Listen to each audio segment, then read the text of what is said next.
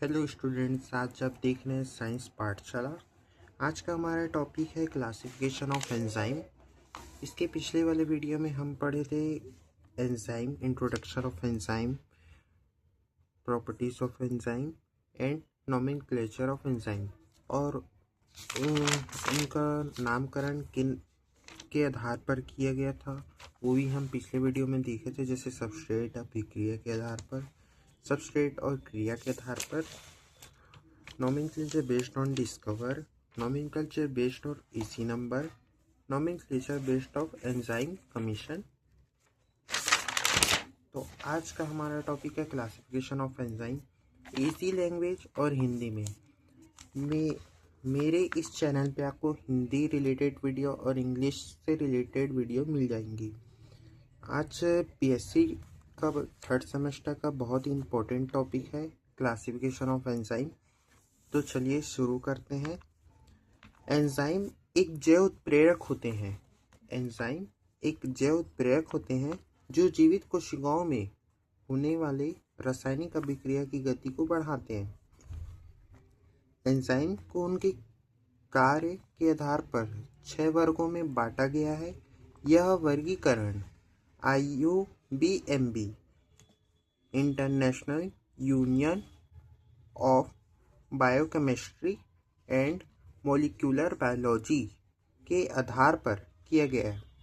अगर आपसे इसका फुल फॉर्म पूछे तो इस चीज़ को याद रखिएगा करके, इसका फुल फॉर्म क्या होता है, international union of biochemistry and molecular biology.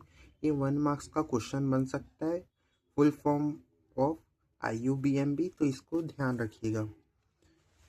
Classification इसका 6 प्रकार के हैं। पहले होता है ऑक्सीडो रिडक्टेस, फिर होता है ट्रांसफरेज, हाइड्रोलेस, लाइसेस, आइसोमेरेस और लाइकेस।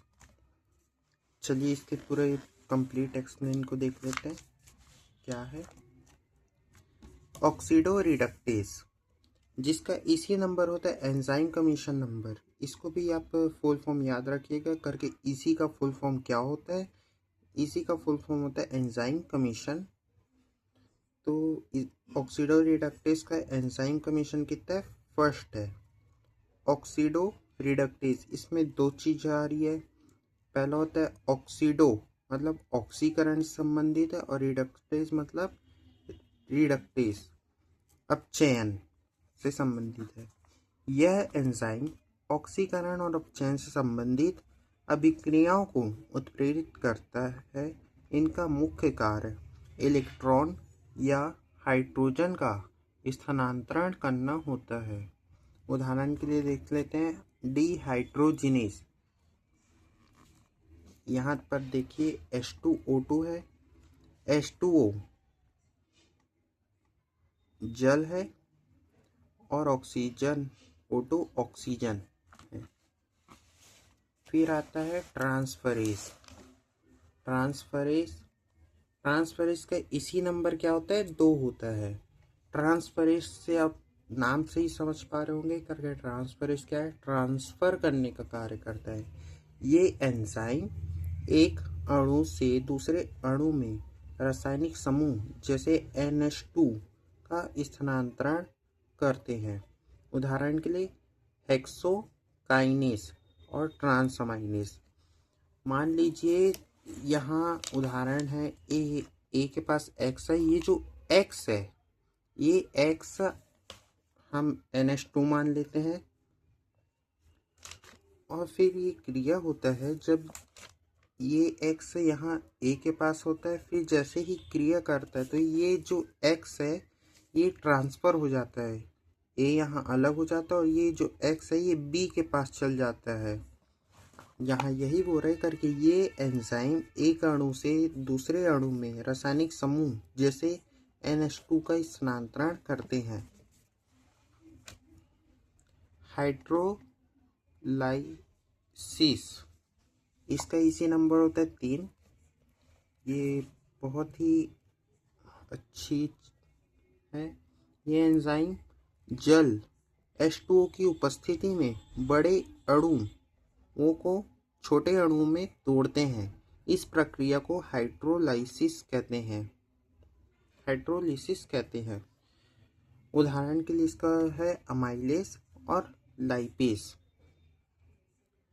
ये जैसे शक्कर को हम पानी में घुलते हैं तो शक्कर पानी में आराम से घुल जाता है, लेकिन अगर पहले से ही शक्कर से घुला हुआ शीरा है, अगर हम उसमें शक्कर को घोलेंगे तो वो और ज़्यादा नहीं टूटता। बस यही इसका एग्जाम्पल समझ लीजिए। ये एंजाइम जल की उपस्थिति में बड़े अणुओं को छोटे अणुओं में तोड़ते हैं। इस प्रक्रिया में को हाइड्रोलिसिस कहते हैं। चौथा होता है लाइसिस। लाइसिस क्या होता है? लाइसिस का इसी नंबर होता है 4। ये एंजाइम बिना जल या एटीपी की सहायता से रासायनिक बंध को तोड़ते या बनाते हैं। इनका मुख्य कार्य डबल बॉन्ड का निर्माण या विघटन करना होता है, एल्डोलेसिस।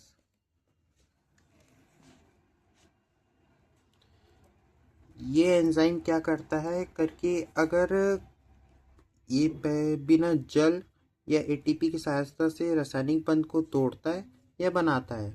अगर कोई बंध कमज़ोर है तो ये उसको तोड़ देगा, लेकिन अगर कोई बंध मजबूत है तो उसको और बनाता है।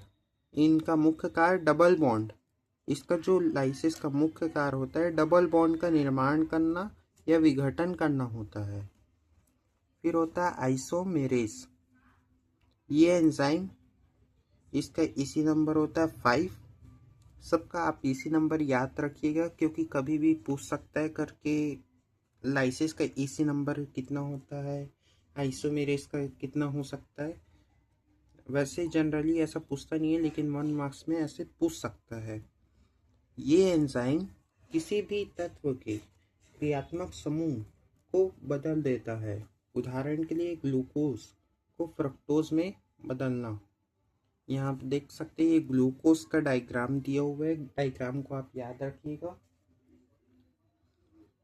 और ये फ्रुक्टोज का डायग्राम है। इसके बाद लास्ट आता है आपका लाइगेस। लाइगेस का इसी नंबर होता है 6। ये एंजाइम एटीपी की सहायता से 2 अणुओं को जोड़कर नया अणु बनाते हैं। उदाहरण के लिए डीएनए लाइगेस। यहाँ नोटिस किए होंगे कि हाइड्रोलिसिस जल की उपस्थिति में बड़े अणुओं को तोड़ता है, और लाइसिस ये बिना जल या एटीपी की सहायता से रासायनिक बंध को तोड़ता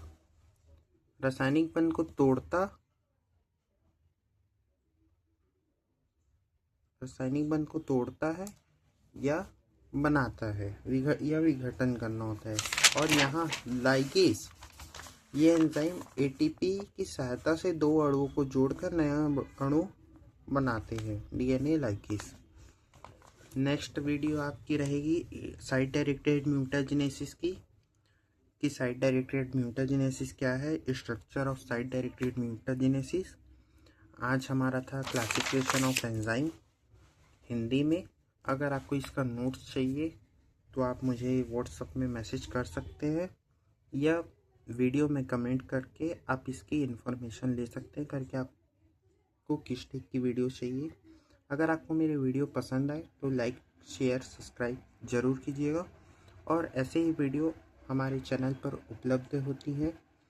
इस वीडियो में हिंदी मीडियम के नोट्स हिंदी मीडियम स्टूडेंट के लिए बहुत ही ज़्यादा फ़ायदेमंद है, क्योंकि यहाँ अधिक से अधिक हिंदी मीडियम के वीडियो मिल जाएंगे।